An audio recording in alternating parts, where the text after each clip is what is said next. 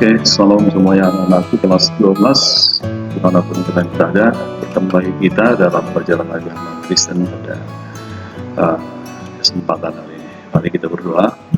Bapa kami di surga, Bapa yang penuh kasih, kami mengucap syukur pada pagi hari ini buat anugerah-Mu yang luar biasa, memberikan kami kesempatan hidup. Bapa berkati kami belajar tentang HAM, biarlah Engkau yang membuka mata hati dan pikiran kami sehingga kami bisa mengerti dan memahami apa yang kami pelajari. Dalam nama Tuhan kami Yesus kami berdoa. Amin. Baik, kita sudah berdoa. Mari kita akan mengikuti pembelajaran ini dari awal sampai pada akhirnya supaya kalian bisa memahami dan mengerti. Karena jika kalian hanya melihat sebentar, saya percaya kalian tidak akan mendapat apa-apa.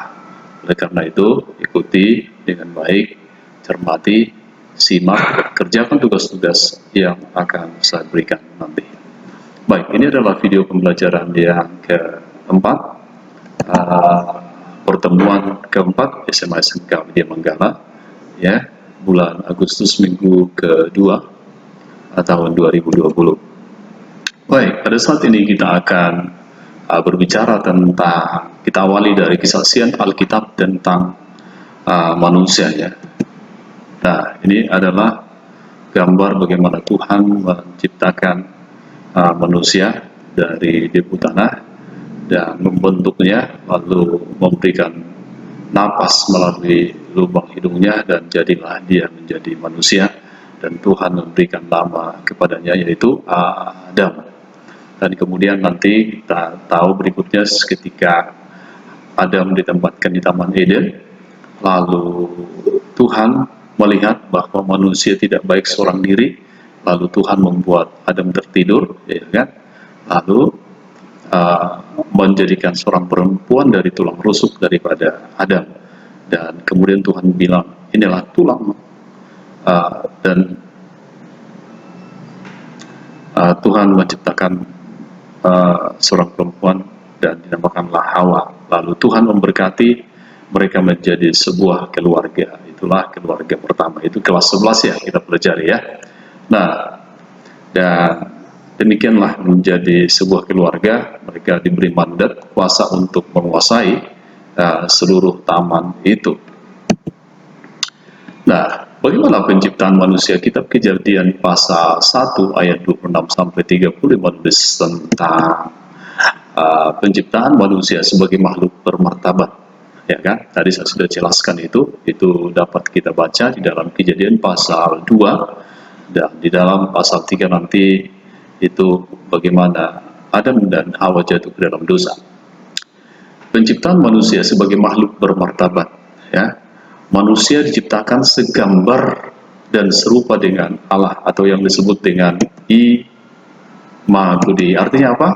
Segambar dengan Allah, atau segambar dengan Tuhan. Nah, perhatikan. Ini ada gambar ini, ya. Pada awalnya demikianlah Tuhan menciptakan manusia. Namun segambar dengan dirinya, imago Dei. Namun lama-lama karena dosa manusia, maka gambar Allah dalam dirinya menjadi buram, menjadi kabur lah, istilah seperti itu, ya. Nah, jadi Tuhan mau supaya kita juga kembali kepada kodrat kita memiliki sifat Allah. Menurut John Stott dalam bukunya Isu-isu Global Menantang Kepemimpinan Kristiani, martabat makhluk manusia diutarakan dalam 3 kalimat beruntun. Dalam kitab Kejadian pasal 1 ayat 27 dan 28 ada 3 kalimat beruntun di situ. Yang pertama adalah Allah menciptakan manusia menurut gambarnya, imago Dei. Kedua, laki-laki dan perempuan diciptakannya mereka, ya. Laki-laki dan perempuan diciptakan mereka. Jadi Tuhan tidak menciptakan bencong, ya, nggak ada bencong. Nah, nggak ada waria. Laki-laki dan perempuan diciptakan mereka. Ketiga, Allah memberkati mereka, lalu berfirman kepada mereka, penuhilah bumi dan taklukkanlah itu. Ini adalah mandat budaya. Artinya bahwa manusia itu diberi hak untuk menguasai bumi ini, tumbuh-tumbuhan, ada hewan, dikelola dengan baik, ya gitu ya. Itulah mandat budaya, dikelola dengan baik, bukan untuk merusak. Nah, kita tahu sekarang ini ada banyak perusakan alam, hutan ya, dirubah menjadi sebuah perkebunan, tetapi di satu sisi itu merusak sebenarnya, ya, merusak ekosistem. Nah, itu menurut John Stott. Oke, jadi tidak ada bencong ya. Oke. Martabat manusia dikemukakan dalam 3 hubungan yang unik yang ditegakkan sejak penciptaan. Nah, yang pertama adalah hubungan manusia dengan Tuhan. Menurut Stott adalah seorang ahli teologi ya. Menurut Stott, manusia yang diciptakan menurut gambar ilahi mencakup kualitas-kualitas rasional, moral, dan spiritual. Jadi mencakup rasional, moral, dan spiritual. 3 hal yang perlu kamu pahami. Kualitas ini dengan sendirinya membedakan manusia dari binatang dan memungkinkan manusia berelasi dengan Allah melalui kualitas rasional, moral, dan spiritual. Nah, jadi itu yang membedakan kita dari binatang. Binatang tidak berpikir secara rasional, tetapi dia berjalan menurut nalurinya. Nah, moral, punya moralkah dia? Nah, tidak ada ukuran moral pada binatang. Nah, kemudian spiritual ini berkaitan dengan kehidupan rohani. Apakah mereka ada ibadahnya? Tentu ya tidak seperti itu ya, tidak ada. Nah, seperti kita ini, itu yang membedakan kita. Nah, kita harus kembali ke sini, gitu. Rasional, moral, dan spiritual. Ada berpikir, ada perilaku, dan ada kehidupan rohani. Nah, hubungan antara manusia, yang pertama tadi adalah apa? Hubungan manusia dengan Allah. Nah, perhatikan nih bagaimana seorang begitu menyatakan hubungannya dengan Tuhan, dan kemudian hubungan antar manusia, ya, hubungan antar manusia dengan yang lain. Ini kita dikatakan sebagai makhluk sosial. Artinya apa? Manusia yang satu tidak bisa hidup tanpa manusia yang lainnya. Nah, Allah menciptakan manusia sebagai makhluk sosial, sehingga ia juga memberkati relasi antar manusia, termasuk hal-hal yang berkaitan dengan akibat dari relasi atau hubungan itu. Dengan demikian, hak manusia untuk berelasi bersahabat, menikah, serta membentuk keluarga, hak untuk berkumpul dan mengemukakan pendapat, hak untuk diterima dan dihormati, tanpa memandang jenis kelamin, usia maupun status sosial, berada dalam lingkungan hubungan antara manusia yang diberkati Tuhan. Jadi ada hubungan antar manusia, ya. Sekalipun berbeda-beda, tetapi kita harus tetap menjalin hubungan dengan berbagai perbedaan yang ada. Yang ketiga adalah hubungan manusia dengan bumi dan makhluk lainnya. Ya, gitu ya. Di Taman Eden Tuhan bilang apa? Taklukkanlah bumi dan kuasailah itu. Nah, artinya itu mandat budaya. Nah, yang ketiga, manusia diciptakan untuk mengolah bumi, berkuasa atas makhluk-makhluk lainnya. Dengan demikian, manusia diberkati, diberikan hak untuk bekerja, memiliki karir, hak untuk beristirahat, hak untuk memperoleh sandang. Ya, sandang itu apa? Sandang itu pakaian, pangan, dan rumah yang nyaman dan sehat, hak untuk bebas dari penyakit, kemiskinan, keterbelakangan, dan hak menikmati udara dan air bersih. Nah, itulah hubungan manusia dengan bumi dan makhluk lainnya menurut Stott, gitu ya. Kita bisa melihat gambar ini. Nah, seharusnya alam ini harusnya seperti ini, indah, antara manusia dan hewan ada hubungan yang dekat, alam terjaga dengan baik. Implikasi dari 3 hubungan yang unik di atas tadi, yang pertama tadi manusia, hubungan manusia dengan Allah, yang kedua hubungan manusia dengan manusia lain, dengan sesama, yang ketiga hubungan manusia dengan alam semesta. Oke, apa implikasi dari 3 hubungan yang unik? Yaitu hakikat manusia sebagai makhluk bermartabat merupakan pemberian Allah. Implikasi dari 3 hubungan yang unik di atas adalah hakikat manusia sebagai makhluk bermartabat, merupakan pemberian Allah. Ya, jadi Tuhanlah yang menganugerahkan kita sebagai makhluk bermartabat, ya, berbeda dengan hewan, tumbuhan, dan lain sebagainya. Oleh karena itu, tidak seorang pun dapat mengambilnya dari diri seorang. Tidak boleh, ya, hak asasi.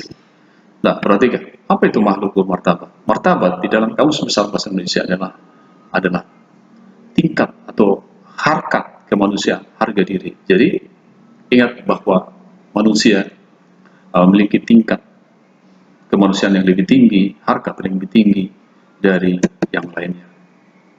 Itulah sebabnya, menurut kitab Amsal pasal 14 ayat 31, siapa yang menindas orang lemah menghina penciptanya. Nah, perhatikan, orang lemah. Nah, seperti gambar ini, menghina penciptanya.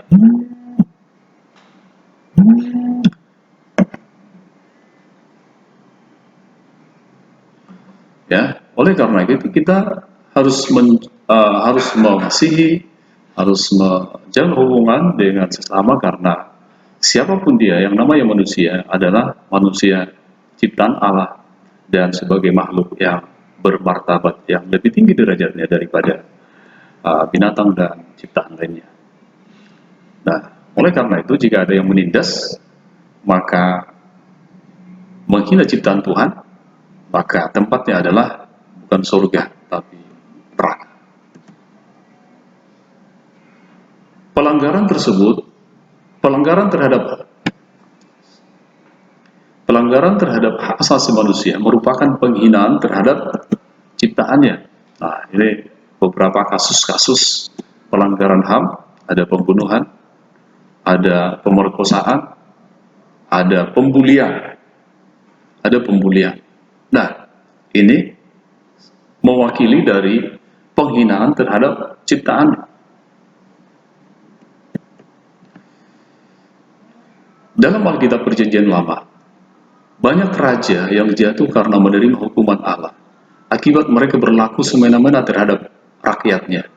Ya, contohnya Raja Ahab telah merampas kebun anggur Nabot, menerima hukuman. Ia mati dan mayatnya tidak dikuburkan secara layak karena dimakan anjing di luar pintu gerbang kota. Tepat seperti yang difirmankan Tuhan kepada dirinya. Nah, ada banyak mungkin raja-raja yang lain juga melakukan hal seperti itu, memakai kekuasaannya untuk menindas orang-orang lemah. Nah, harusnya mereka sadar. Dalam kitab Amos, Mika, dan Yeremia adalah kitab-kitab yang berisi seruan serta peringatan para nabi terhadap pemerintah, para pemimpin maupun rakyat yang bertindak tidak adil terhadap mereka yang lemah dan miskin. Jadi kalau kita membaca dalam kitab itu, maka kita akan temukan di situ bagaimana para nabi ini ada Amos, ada Mika, ada Yeremia, ya, ada Yeremia. Nah, mereka memberikan suara kenabian untuk mengatakan kebenaran terhadap para ketidaksetujuan kepada para pemimpin-pemimpin yang berlaku tidak adil kepada rakyatnya. Kewajiban manusia menyangkut hak asasi. Dalam Galatia 5 ayat 13, Rasul Paulus mengatakan, saudara-saudara, memang kamu telah dipanggil untuk merdeka, tetapi janganlah kamu menggunakan kemerdekaan itu sebagai kesempatan untuk kehidupan dalam dosa, melainkan layanilah seorang akan yang lain oleh kasih. Nah, itu jelas begitu ya. Nah, kita sedang melayani orang lain sama dengan melayani Yesus. Coba perhatikan, mengapa sampai Madam Teresia ya meninggalkan negaranya dan pergi ke India untuk membantu merawat orang-orang yang berpenyakit parah kusta pada saat itu, sampai seumur hidupnya dia ada di situ. Karena apa? Karena panggilan Tuhan. Karena dia tahu bahwa orang lain pun berhak untuk menerima kasih dan menjaga, menolong orang lain.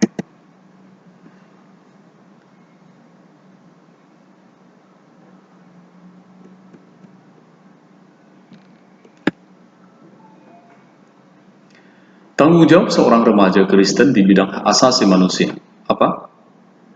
Apakah tanggung jawab seorang remaja Kristen di bidang hak asasi manusia? Nah, tanggung jawab seorang remaja Kristen menjaga hubungan yang baik dengan sesama, baik dengan teman, guru, anggota keluarga, maupun orang lain. Remaja Kristen juga dapat menghargai pendapat orang lain, menghargai sesama dalam berbagai perbedaan, berpikir positif terhadap orang lain, dan melaporkan yang berwajib, ya, kepada yang berwajib ketika menyaksikan peristiwa pelanggaran hak asasi manusia. Nah, seperti pada pertemuan kita yang kedua ya, seperti itu. Nah, jadi kita jangan menjadi orang yang pasif ya, tetapi kita harus menjadi penegak HAM. Baik, kita masuk dalam diskusi bagi diri dalam kelompok, ya, bagi dalam kelompok dan pelajari kitab 1 Raja-Raja 21 ayat 1 sampai 16. Selanjutnya diskusikan pertanyaan-pertanyaan berikut. Kemudian presentasikan hasil diskusi di depan kelas. Oke, nanti jangan di depan kelas karena kita pijit. Jadi kita nanti hasil diskusinya tetap difoto ya, dikirim ke Google Classroom. Pertanyaannya adalah, apakah isi bagian Alkitab yang kamu pelajari dalam 1 Raja-Raja 21 ayat 1 sampai 16 ya? Intinya apa kira-kira? Yang kedua, apa kaitannya dengan hak asasi manusia? Yang ketiga, apa penilaian kamu terhadap tokoh yang memerintah dalam kitab 1 Raja-Raja 21 ayat 1 sampai 16? 4. Nilailah sikap Isabel sebagai istri raja, bagaimana perannya dalam menjatuhkan Nabot sampai dihukum mati. 5. Jika kamu adalah Nabot, apa yang dapat kamu lakukan? Oke, itu lakukan, kerjakan bersama teman ya. Tetap minimal 2 orang satu kelompok, supaya berdiskusi ini gunanya adalah supaya kita dapat bertukar pikiran sehingga menemukan pemikiran-pemikiran baru dari teman, gitu ya. Nah, kemudian ada tugas portofolio. Coba carilah dan jelaskanlah perjuangan tokoh-tokoh HAM berikut ini. Ada Aung San Suu Kyi, ada Rahel Alin Corrie, ada Mahatma Gandhi, ada Martin Luther King, ada Abraham Lincoln. Yang kedua, jelaskanlah tentang hal berikut. Menurut pandangan iman Kristen, apakah perilaku ini pelanggaran HAM? Nah, nanti dijelasin, memang cukup banyak ini tugas, tapi harus dikerjakan. Yaitu apa? Hukuman mati, aborsi, euthanasia. Nah, jadi semua ini tolong dikerjakan. Ini adalah tugas pribadi. Ini tugas pribadi. Tugas pribadi. Oke, demikian materi kita pada hari ini. Semoga kalian sehat, semoga kalian dapat melakukan tugas-tugas kalian dan mengerjakan tugas-tugas dengan baik. Catat materinya, ya, catat materinya supaya kalian bisa mengulang-ulang kembali. Oke, demikian, salam.